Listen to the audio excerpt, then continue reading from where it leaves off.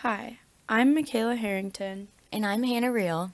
and today we are going to be talking about social institutions, more specifically, the education systems in Greece. Early education in Greece is divided up between primary and secondary education. Preschool and kindergarten may come before this and is optional from ages 2.5 to about 5. According to Fulbright Greece, throughout the last year, around age 5, kindergarten is focused around preparing students for their first year of primary schooling. This then moves into primary education, which in Greece they call it demotiko, which is the first stage of early education. Demotiko starts at age 6 and continues on until age 12. Here, students have class from about 8 in the morning until 1 in the afternoon. Within this slot of time, students learn basic subjects just like in America, such as math, science, and English. What is known to be quite different is that if students would like to learn more about music, the arts, or say have what we know to be gym class or physical education, they have to stay around until 4 in the afternoon to take these extra classes, which are not mandatory for their education. Within the primary education phase, it is also important to note that if a child has a disability, he or she may attend a school specifically designed for them. This is also very different than America, seeing that here we incorporate all differences in schools and create programs to be designed for them and not put them in different separate schools.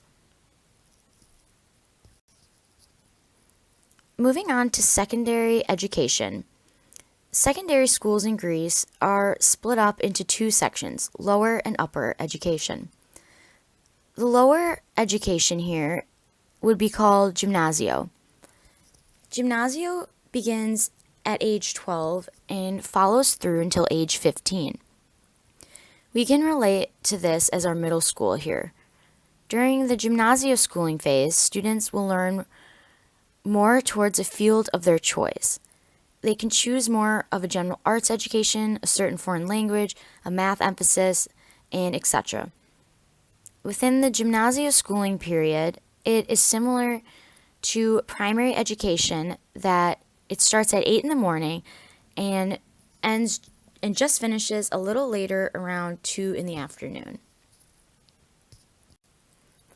Looking at secondary education with the second phase, their higher section, in Greece they call it Lyceum. Lyceum begins at age 15 and follows through until age 18. This would be similar to our high school education here in America. According to Expat Focus, within this system of education, demotiko and gymnasio are both required, but Lyceum is not. Although Lyceum is not required, like many like to continue on with this education to receive better jobs in the future. Their high school is a bit more rigorous than ours and usually is designed for a specific field they want to go into and ends in some sort of internship before they go on to their higher education after high school. Comparing this to our early education in America, it is indeed a bit different, but still has a few similarities. We too here have separate schools and educations for elementary school, middle school, and high school. They are roughly about the exact same age ranges as how they are in Greece. But it is interesting to point out that their high school is not mandatory, but ours is if we would like to achieve a higher college education after. One other thing that is quite different is how students can specialize in their high school education to specific fields, yet ours is more general and standard for everyone.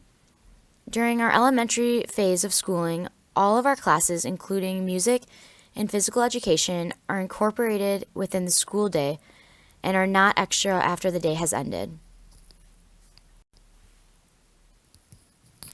Now moving on to higher education. The first Greek university was established in 1837 in Athens, Greece.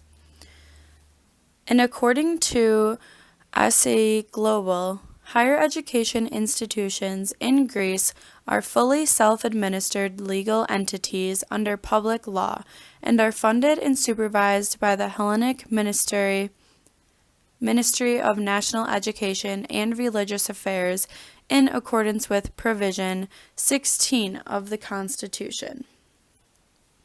Education is a bit similar to the United States when it comes to their structure.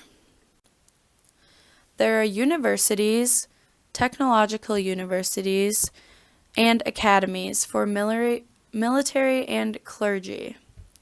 In the picture you see, this is a picture of the University of Athens that was founded in May of 1837. It was founded by King Otto of Greece and was named after him to be Athenian University.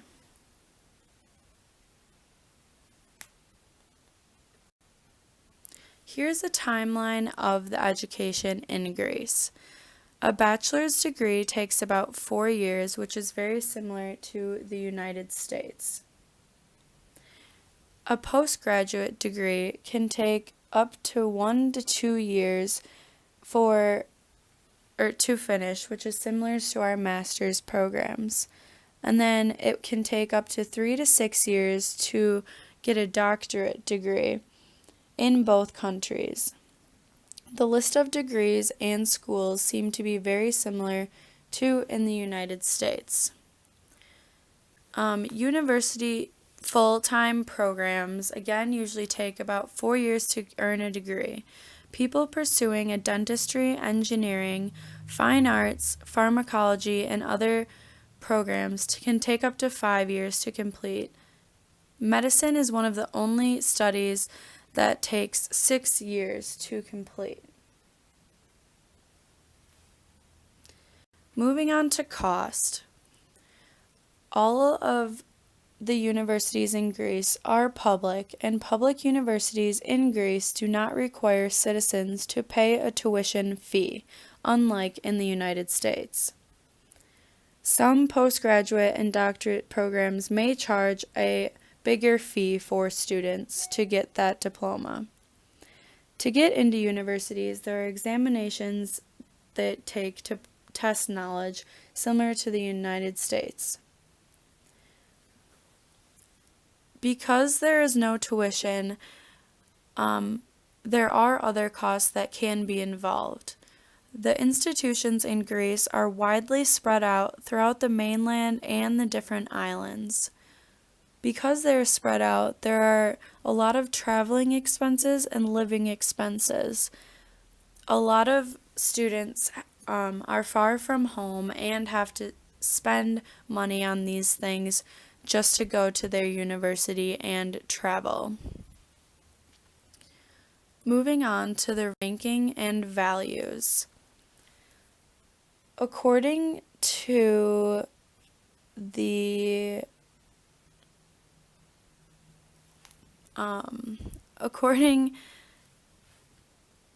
SAE Global, higher education institutions in Greece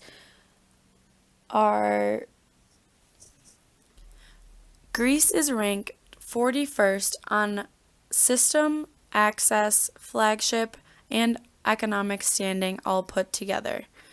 They are rated the lowest on their economic and system standing. They tend to have a lack of funding and support for their education systems. Therefore, sometimes a lower quality education is given compared to other countries. The biggest differences in higher education are the cost and the value. Similarities are the types of degrees and courses and the timeline and structure. Thank you for listening to our presentation today on education in Greece. We hope you learned something valuable. Thank you.